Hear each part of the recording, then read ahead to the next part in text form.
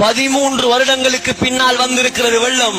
13 வருடம் காரதீவு தாண்டது என்ற வாழ்க்கையில நான் கண்டது கிடையாது. அக்கரை பற்றில் எத்தனை அகதிகள், அட்டாளச்சேனை, ஒழுவில், பாலமுனை, ஓட்டமாவடி வரைக்கும் எத்தனையோ மக்கள் பாடசாலைகளில் இருக்கிறார்கள். ஏன் 2 நாள் மழையை காணல?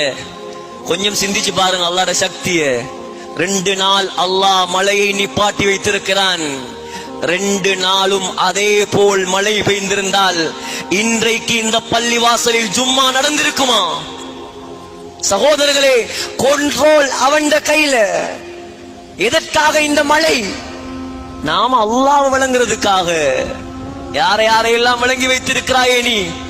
அல்லாஹ் சொல்கிறான், யாரையெல்லாம் விளங்கி வைத்திருக்கிறாய்? என்னை விளங்கு. முதலாவது நான் எப்படி சக்தி உள்ளவன் என்பதை விளங்கு.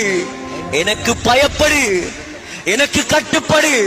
சகோதரர்களே, இவ்வளவு அனர்த்தங்கள் வந்தும் இன்னும் தொழுகையாளிகளுடைய எண்ணிக்கை அதிகரிக்கவில்லை.